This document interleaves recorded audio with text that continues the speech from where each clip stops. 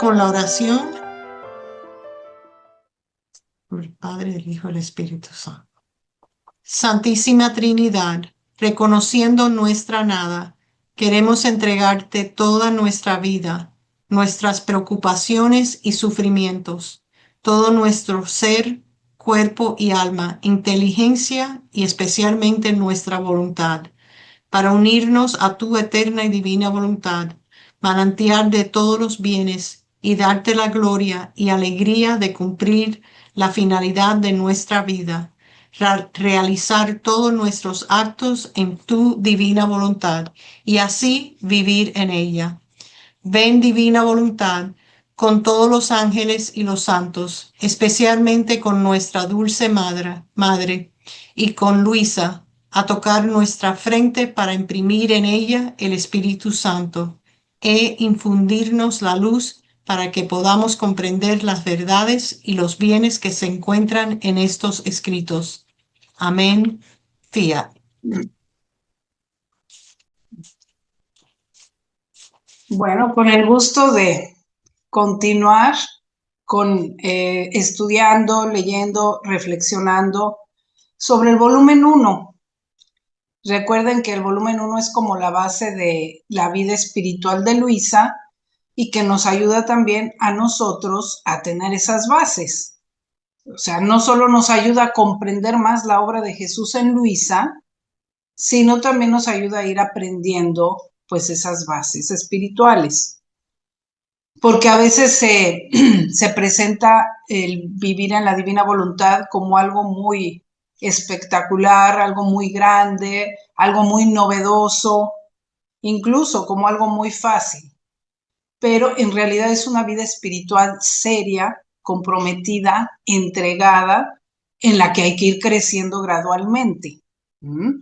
Entonces, pues al ir estudiando cómo fue en Luisa, pues iremos comprendiendo y sacando buenas enseñanzas también para nosotros. Entonces, en este retomar otra vez, vamos a recordar un poquito en qué nos habíamos quedado. Pues habíamos visto varios de las puntos por las que Jesús iba haciendo pasar a Luisa y cómo Luisa dócilmente iba aprendiendo pues las cosas que nuestro Señor le iba enseñando y también iba correspondiendo con su entrega, con su atención, con su esfuerzo y también con su disponibilidad aún en el sufrimiento. Recordemos que la vida espiritual pues es una vida también basada en la cruz. Eso no cambia, es totalmente como dice Jesús en el Evangelio, ¿verdad? El que quiera venir en pos de mí, tome su cruz y sígame. Entonces, pues Luisa iba de esta manera, pues avanzando por el camino de la cruz. Lo último que le dice Jesús fue, eres todavía una niña en el camino de la cruz. Por eso te sientes muy débil. Pero cuando crezcas y conozcas qué precioso es el sufrir, entonces te sentirás más fuerte. O sea, durante el mismo proceso se iba fortaleciendo porque Jesús le iba comunicando esa fuerza y entonces el alma se vuelve más fuerte con la cruz, entre otras cosas, porque la cruz hace crecer y desarrollar todas las virtudes, todo lo bueno, ayuda a quitar también todo lo que nos estorba, en fin. Entonces, pues nadie nos vamos a ver exentos de esto. Pero todo está en saber enfocarlo en la actitud que uno tenga, en si nos apoyamos totalmente en Dios o no, para poder tener esa fortaleza y pasarlo como pasamos cualquier otra cosa en la vida. Es más, pasarlo mejor, con una mucho mejor actitud. Entonces Jesús le dice, por eso apóyate en mí, reposa y así adquirirás fuerza, apoyados en Jesús. Lo último era que Luisa, ya cayendo en ese estado de petrificación cuando salía de sí misma y veía a Jesús y le participaba a Jesús sus penas, pues al principio era ella solita y después lo empezó a hacer Jesús, que lo vieran sus familiares. y entonces pues empezaron sus familiares a estar encima de ella, a medirle muchas cosas, no la dejaban ir a la iglesia, en fin, recordemos eso. Entonces estamos en este punto. Y Luisa continúa. Aquí lo que continúa es que el confesor interviene por primera vez para liberarla. Aquí ya va a venir otro ingrediente, ¿verdad? Dice Luisa, después de que pase algún tiempo en este estado, descrito arriba, más o menos 6 o 7 meses, los sufrimientos fueron creciendo más, tanto que me vi obligada a estarme en la cama. Entonces aquí ya empieza a tener periodos de estar en cama, lo dice claramente, por sufrimientos que ya había descrito, es decir, por los que le participaba Jesús. Ya habíamos visto, por ejemplo, la coronación de espinas y otros sufrimientos, ¿no? Entonces ella queda tan adolorida que no podía y quedaba mucho tiempo a veces petrificada. Entonces, pues se vio obligada a permanecer en la cama. Frecuentemente se presentaba ese estado de perder los sentidos y a veces no tenía ni siquiera una hora libre. O sea, aunque era un éxtasis pero doloroso, en el que su alma, como les digo, participaba de los sufrimientos de Jesús, pero su cuerpo también estaba sufriendo. Al estar en ese estado de petrificación, pues era algo duro para ella. A veces no tenía ni siquiera una hora libre y esto me redujo a un estado de extrema debilidad.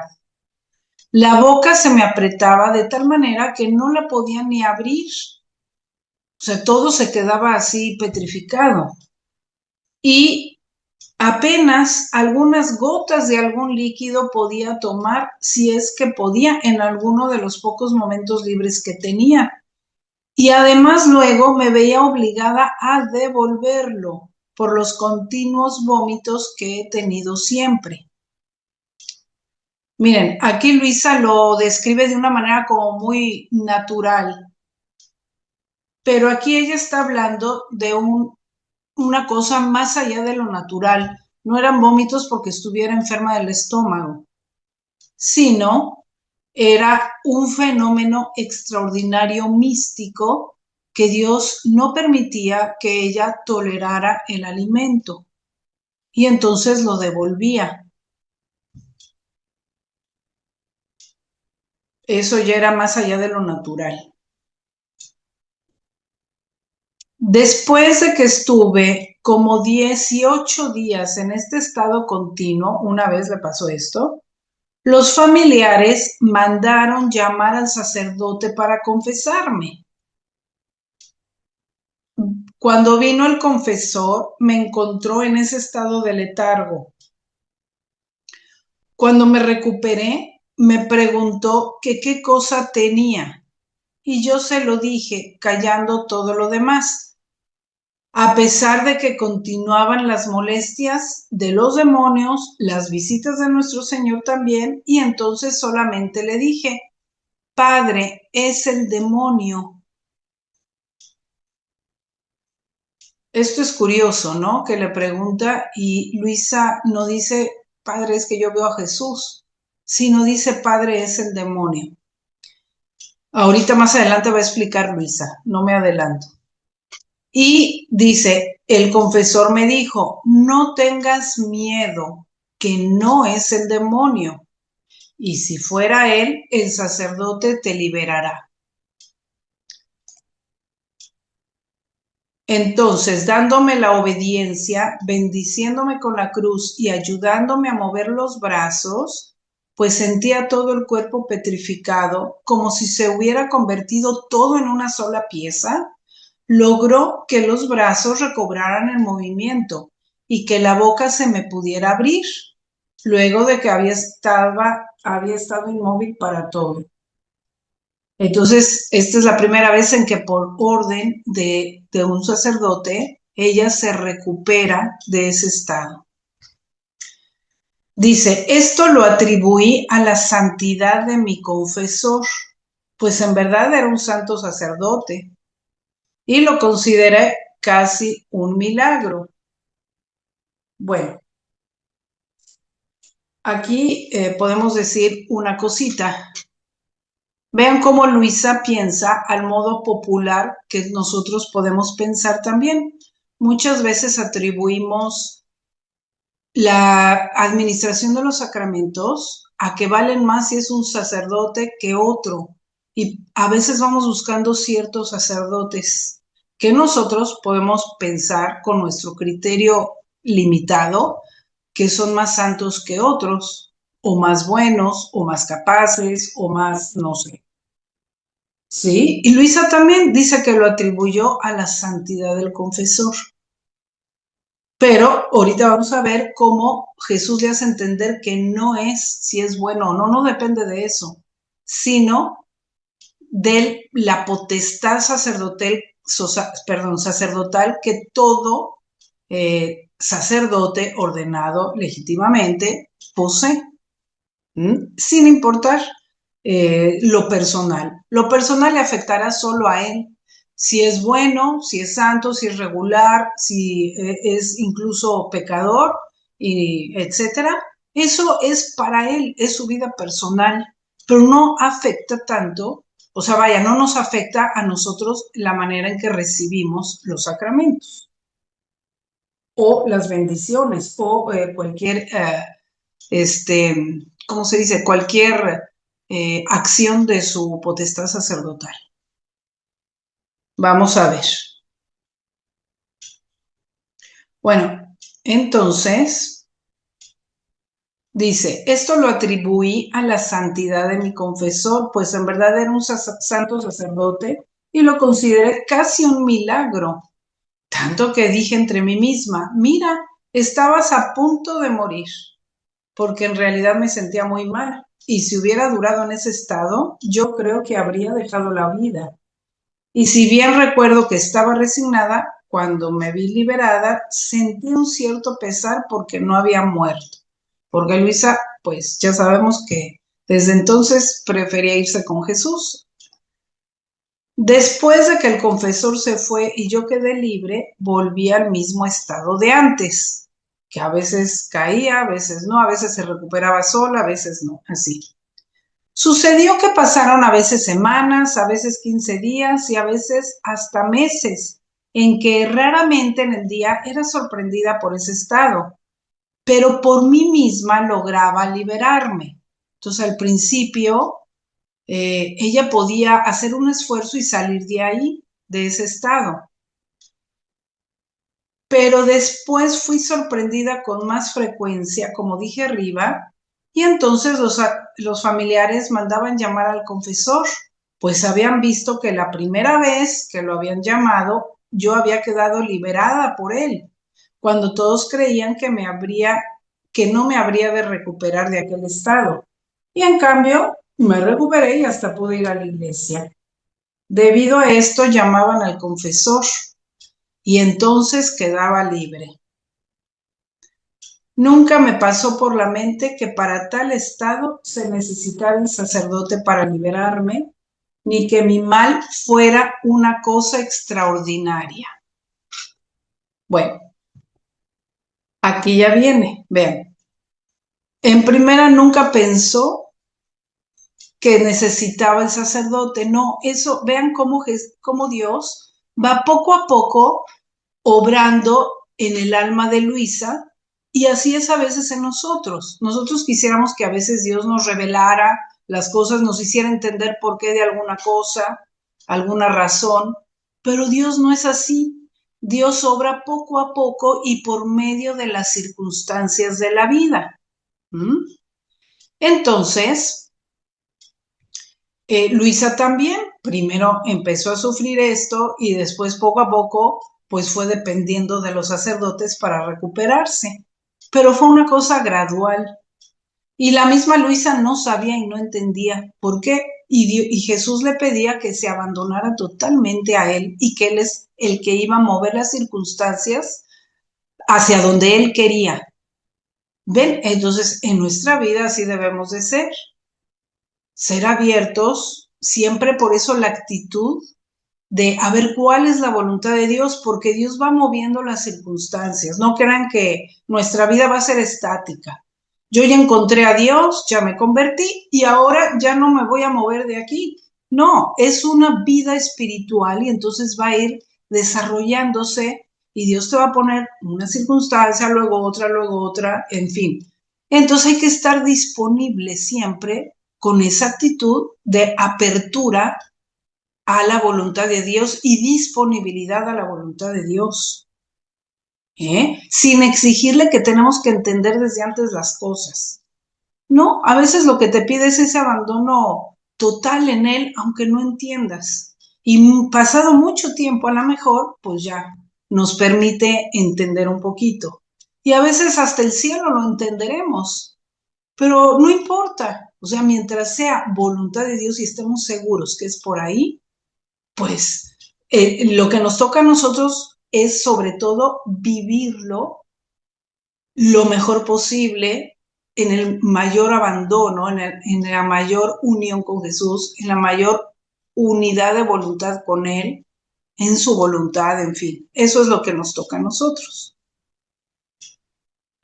Y luego la siguiente frasecita que aquí dice, nunca me pasó por la mente que mi mal fuera una cosa extraordinaria. Ya arriba, cuando el confesor le pregunta, ella no dice, ay, es Jesús, es algo extraordinario. No, como el demonio también la molestaba, pues ella dijo que era el demonio, porque también no tenía esa, ¿cómo les diré? Pues esa atribución de ella decir que ella tenía esa pequeñez espiritual de decir que el sacerdote sea el que discierna, que él, que es la autoridad, sea el que diga. Y más adelante aquí, ahora lo vamos a ver que va en esa línea. Vean. Entonces, nunca pensé que mi mal fuera una cosa extraordinaria. Es cierto que cuando perdía los sentidos, yo veía a Jesucristo, pero esto yo lo atribuía a la bondad de nuestro Señor. Y yo pensaba, mira qué bueno es el Señor hacia ti, que en este estado de sufrimientos viene a darte la fuerza. De lo contrario, ¿cómo habrías podido sostenerlo y quién te daría la fuerza? O sea, ella pensaba que era Jesús, que era tan bueno que venía a darle la fuerza, pero no que ella estaba viviendo algo extraordinario. O sea, todo lo refería a Dios, no a sí misma.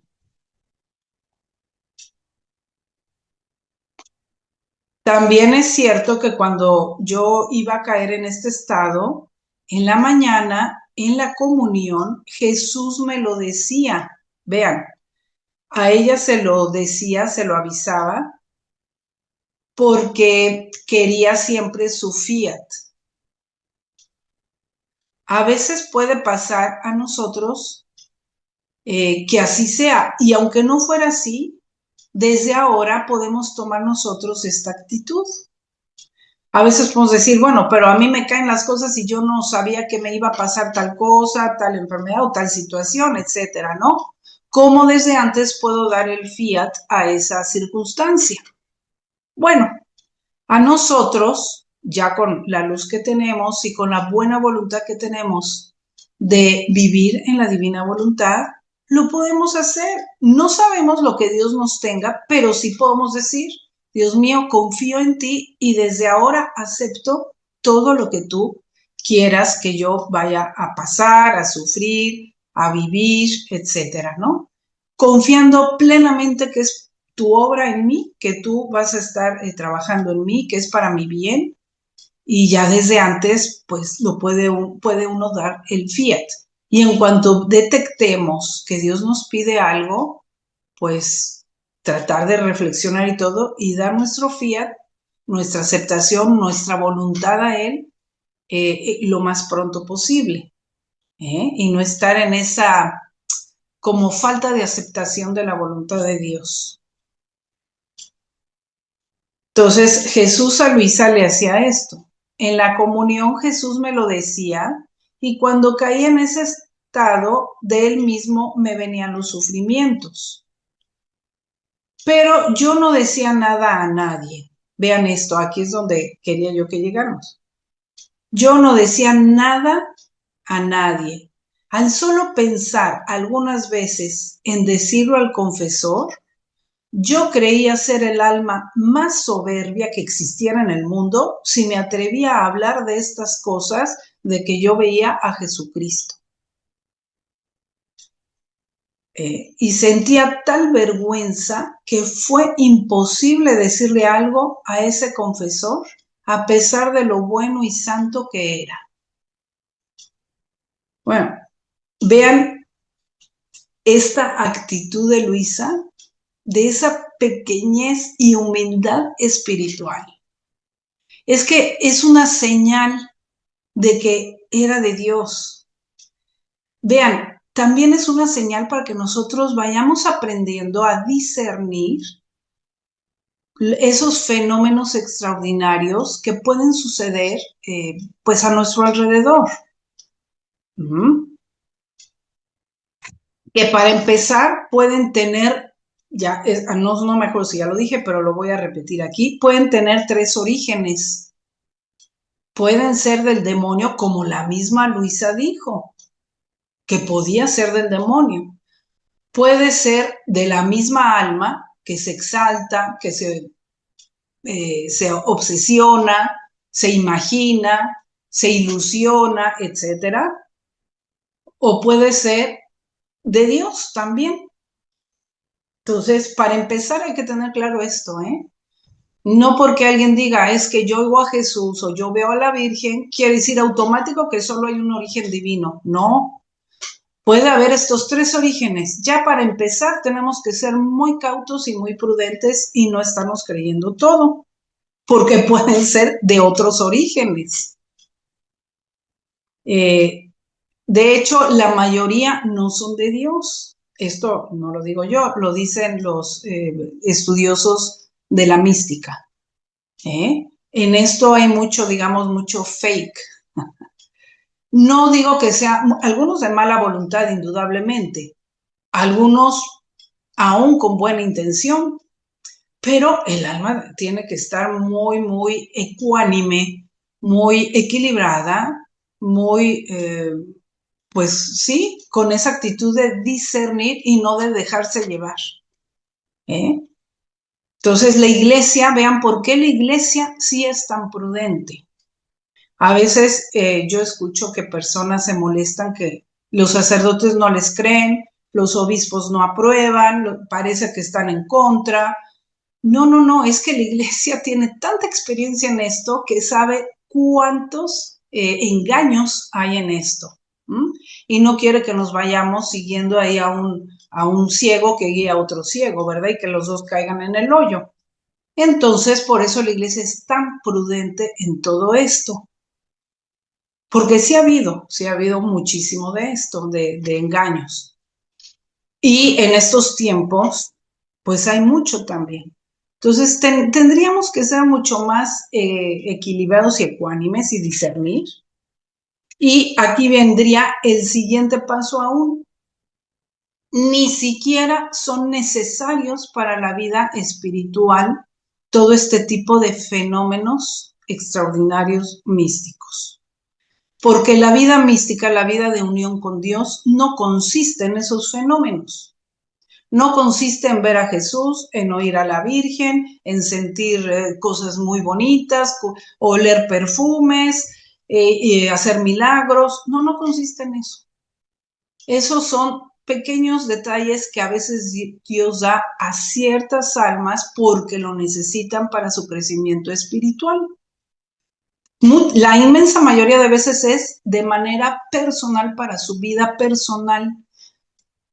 Pero nosotros no sé en qué tipo de ambiente ya hay, que ahora creen que todo es para todos y todos se exaltan y todos dicen y todos quieren compartir cosas extraordinarias y ahí es una puerta abierta al engaño muy grande, a las manipulaciones también, aunque fueran verdaderas, aún eso pueden ser obstáculos ¿Por qué? Porque cuando es verdadero es para algo en un cierto momento dado y ya, y luego sigue a la otra etapa y luego a la otra, pero se quedan, yo veo que algunas personas se quedan atoradas en eso y no siguen avanzando porque se apegan a ese tipo de cosas y hasta las van buscando por todo el mundo y no van a una vida espiritual seria, de desapego de ese tipo de cosas.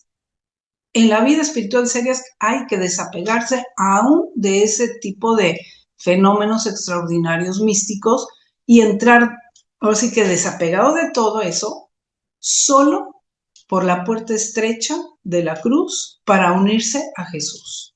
Si Dios te da algo, será de Dios, pero ni siquiera, dice Luisa, que ni siquiera le pone atención muchas veces a ese tipo de cosas. Entonces hay que como que ser más serios en la vida espiritual, madurar más en la vida espiritual, ir realmente a lo que es importante, que es la unión tuya con Dios, y no a ese tipo de dulcecitos, caramelitos, que a veces hay y que se quieren quedar en el puro caramelito y no van a lo serio y a lo fuerte de la vida espiritual, al compromiso serio.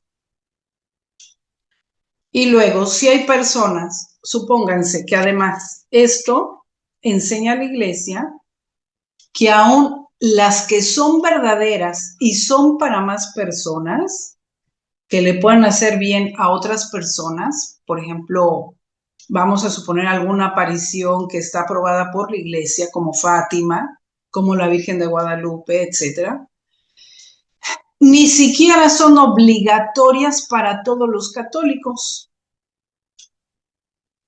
No, no es que si no creas en eso te vas a ir al infierno. No, lo que es obligatorio es lo que la doctrina de la iglesia, o sea, es decir, lo que Jesús nos dejó, su doctrina, sus sacramentos, eso sí, los mandamientos, todo eso es lo necesario para salvarnos. Lo demás, a los que les haga bien, qué bueno, lo pueden tomar.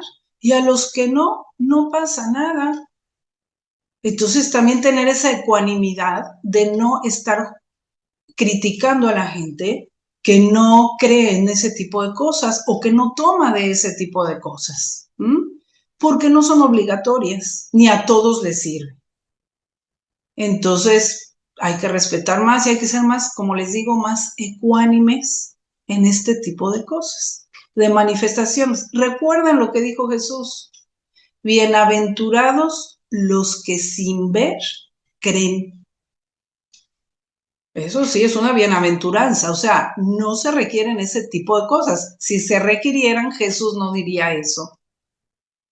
Él prefiere la pura fe, porque en lo demás se pueden meter muchos defectos espirituales.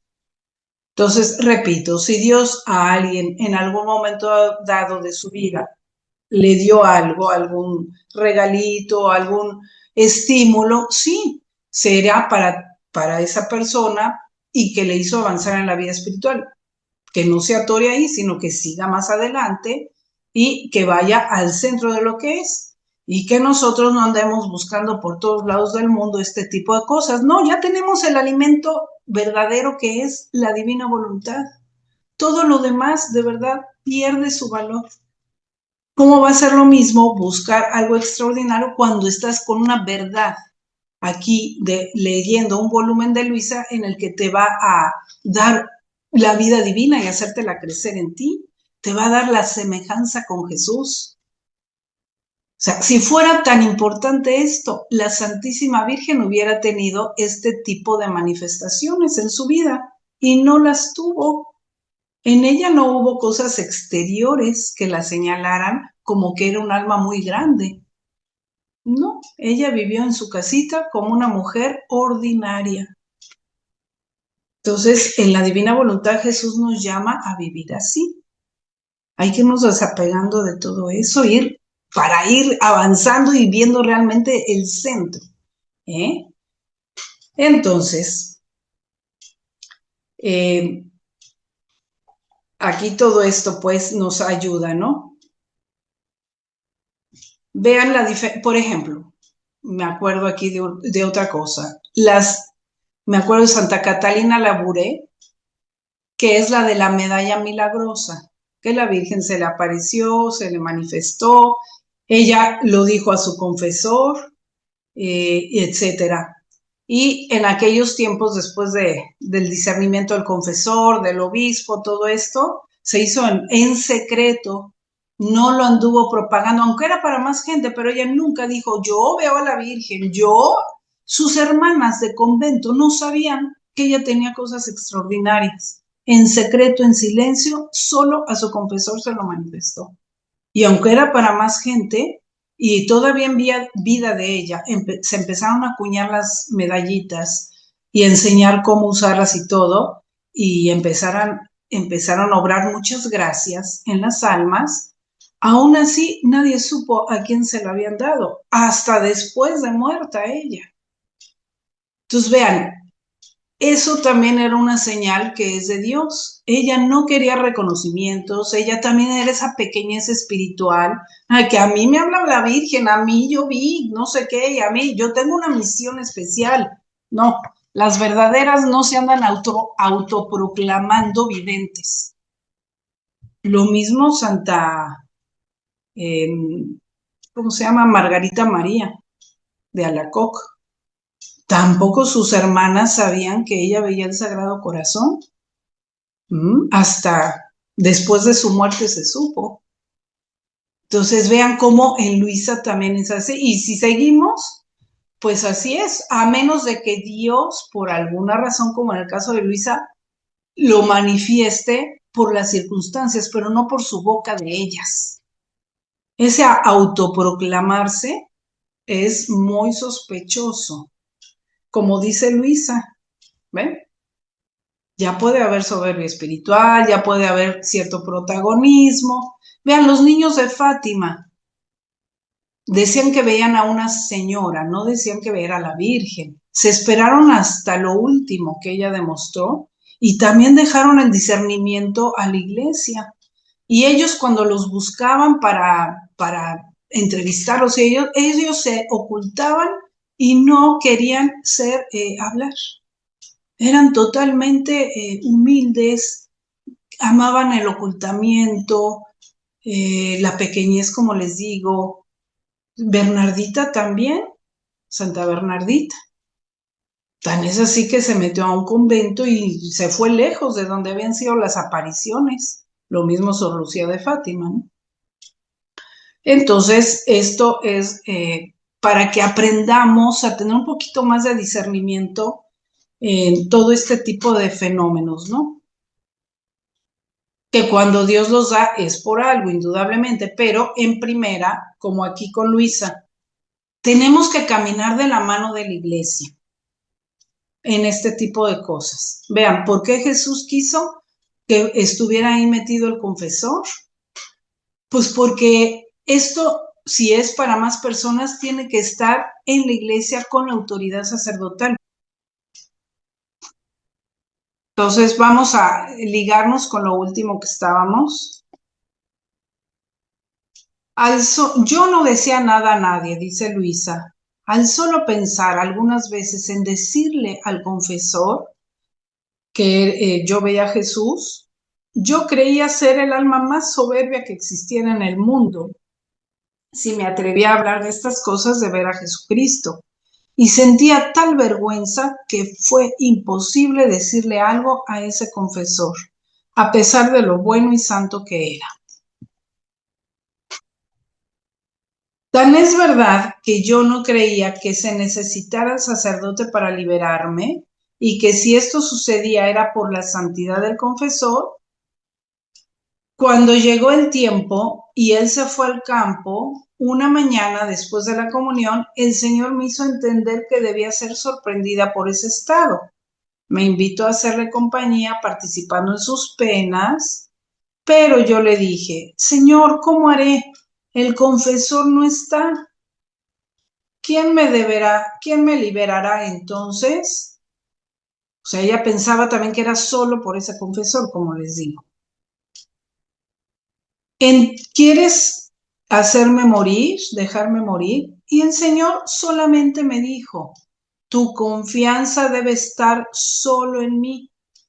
permanece resignada, pues la resignación hace al alma luminosa y hace estar en su lugar a las pasiones.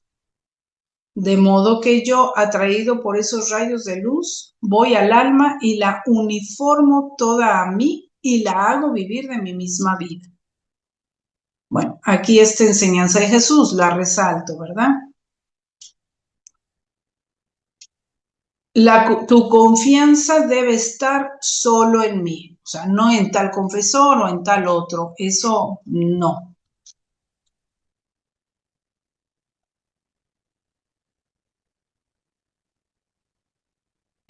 Permanece resignada, o sea, a la divina voluntad. Pues la resignación hace al alma luminosa, es decir, a ver, lo que tú quieras, yo quiero. Esto hace al alma luminosa. Además, le hace estar en su lugar a las pasiones. Bueno, si Jesús dice esto, es que esto es lo que pasa. Hace estar en su lugar a las pasiones, o sea, que no empiecen a desordenarse y a querer salir nuestras pasiones y a querer meter ahí su cuchara mal, ¿verdad? Que echen a perder las obras de Dios.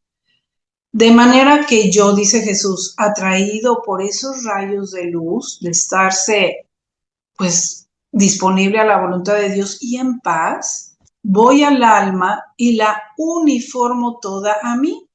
O sea, se une, se hace, se uniforma con Jesús. Dice, y la hago vivir de mi misma vida. Ahí está. Ahí el alma puede llegar a vivir en la divina voluntad. Luis escribe, yo me resigné a su santa voluntad. Ofrecí esa comunión como la última de mi vida. Muchas veces ella pensaba que iba a morir. En este caso también le pasó esta ocasión, hasta el punto que ofreció esa comunión como la última de mi vida. Le di el último adiós a Jesús en el sacramento. Y si bien estaba yo resignada, mi naturaleza lo sentía tanto que todo ese día no hice más que llorar y pedir al Señor que me diera la fuerza, al saber que iba a caer en ese estado y que no estaba su confesor. En verdad me resultó demasiado amargo todo este hecho y sin pensarlo ni saberlo me encontré con una nueva y pesada cruz que creo que ha sido la más pesada que he tenido en mi vida. Y explica cuál es. Entonces caí en ese estado y mientras estaba así, yo solo pensaba en morir y en hacer la voluntad de Dios. O sea, ella estaba viviéndolo como Dios quería. Muy bien. Mientras los familiares que también sufrían al verme en ese estado trataron de llamar a otros sacerdotes, pero ninguno quiso venir. Unos por una cosa y otros por otra. Después de 10 días vino el sacerdote que me confesaba cuando era pequeña, o sea, otro sacerdote. Y sucedió que también él me hizo salir de ese estado. Entonces aquí ya Luisa se da cuenta que no era por el confesor especial su santidad, sino por cualquier sacerdote. Entonces me di cuenta de la red en la que el Señor me había envuelto. Y esa fue la cruz más pesada que ha tenido en su vida. Más que estar en la cama, más que todos sus sufrimientos místicos, porque esos eran por amor a Jesús.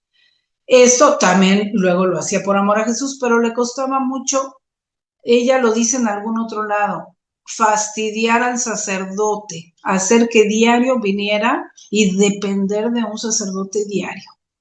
Entonces eso era algo que le costaba mucho a Luisa. Y además esto que vamos a leer. Desde entonces tuve guerra por parte de los sacerdotes, porque pues ya se enteraron que esa niña, esa jovencita es muy rara, cae en ese estado y ahora resulta que solo por medio del sacerdote, ¿no?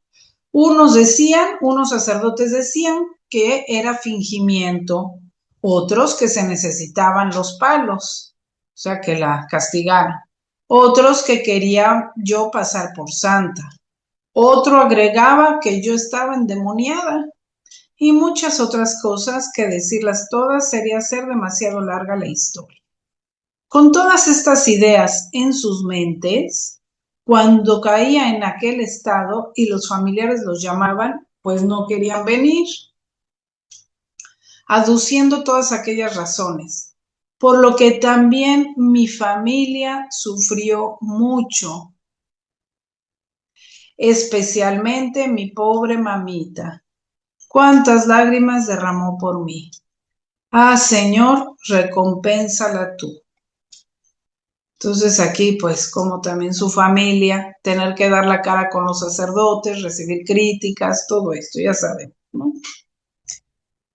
Oh, mi buen Señor, cuánto he sufrido desde entonces, solo tú lo sabes todo. Y Luisa sufriendo de que su familia sufría por causa suya.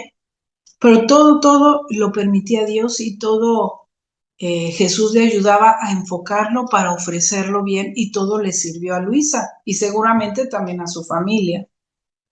¿Eh? ¿Quién puede decir qué amargo me resultó este hecho de que para liberarme de ese estado de sufrimientos se necesitaba al sacerdote? ¿Cuántas veces no le he pedido, derramando lágrimas amarguísimas, que me libere de esto? Bueno, nosotros ya sabemos por qué quería Dios esto. No solo era por su estado de víctima, ya mucho más adelante sabemos que era para que discerniera también todo lo de los conocimientos de la divina voluntad, para que por medio suyo también fueran quedando depositados en la iglesia. Por medio del sacerdote, pues estaban quedando depositadas directamente en la iglesia. Digamos en la iglesia local de allá, de Trani, porque el sacerdote no era un sacerdote X que Luisa dijo, yo quiero a este porque este me gusta, no, fue el puesto por el obispo. Después vamos a ver cómo al final el obispo escoge quién la va a seguir. Entonces, no es que sea del gusto de Luisa, o sea, Luisa está disponible a la voluntad de Dios y se adapta a la voluntad de Dios, pero ella no eligió al confesor. Entonces, todo eso, pues sabemos que es para que quede depositada toda esta obra en la iglesia. Y luego de esa iglesia local de Trani, pues la ha hecho pasar a toda la iglesia universal. Vean, este es el modo de Dios. De hecho, yo diría, justo para eso fundó Jesús su iglesia. No nada más para administrar sacramentos, no nada más para enseñarnos el catecismo, no. O sea, claro que esto nos lo da la iglesia, los sacramentos también, las enseñanzas de los papas, en fin, el catecismo, todo eso.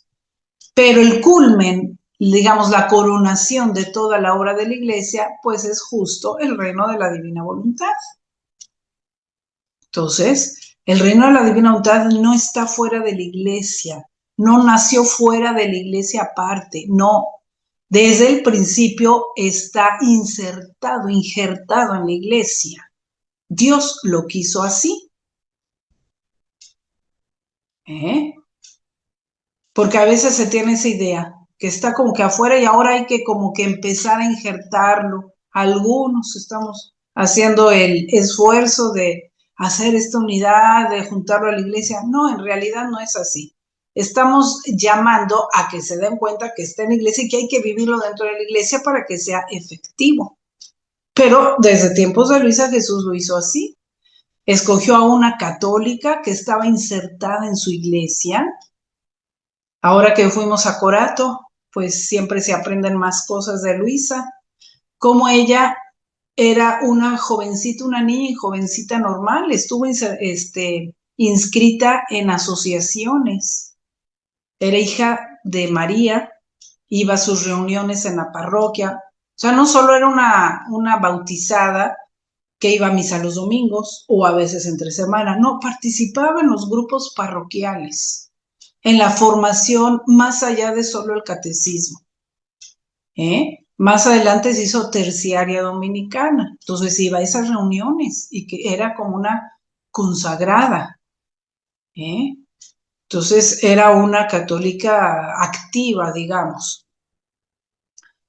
Y aparte, bueno, en esa consagración pues ya sabemos todo lo que vino. Luego, toda esta vida espiritual viene, Jesús la quiso que estuviera seguida por ese confesor y su propio superior, que era su obispo. Todo desde este primer volumen. Entonces, todo quedó depositado en la iglesia. No podemos vivir el reino de la divina voluntad fuera de estar insertados en la iglesia. Entonces hay que tener más claro esto, ¿eh? ¿Cuánto le costó a Luisa? Eso hay que entenderlo. A veces nada más decimos, sí, Luisa fue seguida por su confesor y ya. Pero ahorita al leer el volumen 1 vemos cuánto sufrió. Por eso para ella fue una cruz. No porque fuera mala católica, no porque no respetara al sacerdote, no, nada de eso. Porque no quería fastidiar a los sacerdotes por el respeto que les tenía, pero era la voluntad de Dios. Ella no quería ser especial, que diario le celebraran la misa en su camita. Pues no, claro que no, ella quería ir a la iglesia y ser como las demás, pero todo eso pues fue un sacrificio para ella. Entonces veamos cuánto sufrió Luisa por formar este reino de la divina voluntad para nosotros. En fin, dice, muchas veces le hice resistencias concretas al Señor cuando Él quería que me ofreciera como víctima y aceptara las penas. Y le decía, Señor, prométeme que tú mismo me liberarás y solo así acepto todo. Si no, no quiero aceptar. Y resistía el primer día, el segundo, el tercero, pero ¿quién puede resistir a Dios? Él me insistía tanto que finalmente me inclinaba a someterme a la cruz. Entonces, vean, al principio a Luisa también le costaba algunas cosas. Otras veces de corazón y con confianza le decía, Señor, ¿cómo es que haces esto? ¿Cómo es que entre tú y yo has querido hacer entrar a un tercero? Y este tercero no quiere prestarse. Mira, podríamos estar muy contentos tú y yo solos. Cuando me querías para sufrir, yo inmediatamente aceptaba, porque sabía que tú mismo me debías liberar. Pero ahora no, se necesita otra mano. Te ruego que me liberes de ella, pues así estaremos ambos más contentos. Ahí se ve Luisa todavía. Pues, Alejandra, no perdón, Alejandra, se está rompiendo, estática. ¿qué? Ah, ¿se está qué? Había mucha estática, ¿Se ahora oye suena mal? mejor, ahora se oye bien. Ah, a lo mejor estoy un poco lejos. Bueno, ok. Entonces, vemos que Luisa no, pues no entendía y cómo nuestro Señor le fue haciendo entender su obra poco a poco. Pero lo que sí hizo Luisa fue aprender a ser muy dócil con él, que es lo que nosotros también tenemos que aprender, ¿verdad? Y así sigue eh, diciendo más sobre este punto. A veces Jesús fingía no escucharme y no me respondía nada. Otras veces me decía, no temas, yo soy quien da la luz y las tinieblas. Bueno, o sea que deja a veces a la gente en tinieblas. Llegará el tiempo de la luz. Es mi costumbre que mis obras las manifieste por medio de los sacerdotes. Bueno, entonces, todavía falta un poco, entonces le podemos dejar aquí para hacer algunas preguntas, si es que tienen. Vean, entonces hagamos un pequeño resumen de lo visto hoy. Pues vimos que un poquito más entender lo que son los fenómenos extraordinarios místicos, que no son necesarios para la vida espiritual, sino que Dios los da en su infinita sabiduría a veces, sobre todo de manera personal, y que no hay que apegarse a ellos, además de que hay que saberlos discernir porque no solo tienen origen sobrenatural, sino también pueden tener preternatural o natural. También vimos la importancia de caminar con la iglesia, el sacerdote. O sea, la iglesia somos todos, es verdad, pero precisamente hay que caminar juntos con la autoridad también eclesial, no aparte. Aunque esto de Luisa luego resurgió, digamos, y parece que resurgió como que en pequeños grupos aparte, y poco a poco la iglesia se ha ido abriendo en algunos lados. Yo creo que algunos de ustedes tienen esas circunstancias. Sin embargo, hay que tomar esta conciencia de que ya está dentro de la iglesia, siempre ha estado pues, pero también nosotros tenemos que insertarnos en nuestras parroquias de alguna manera, como más abierta, hablar con los párrocos a veces, un poquito, si hay, sobre todo si hay grupo, si hay algún grupo, sobre todo si es un poco grande, pues se puede ir hablando con los párrocos, darles a conocer que están en esta espiritualidad que está dentro de la iglesia, o sea, que está inspirado en Luisa, que está en proceso de beatificación, que ya fueron revisados sus escritos, le pueden enseñar, por ejemplo, la carta del postulador, y más que tratar de convencer al párroco de que aprenda divina voluntad, no es la idea de que ustedes sean los maestros de los párrocos, no. La idea es que ustedes sean fieles, que le enseñan esta espiritualidad que a ustedes les está haciendo bien, porque quieren caminar con ellos como fieles, reconociendo su autoridad sacerdotal, de que ellos son la autoridad eclesial en su parroquia, ¿no? Nada más dándoles a conocer de manera humilde, respetuosa.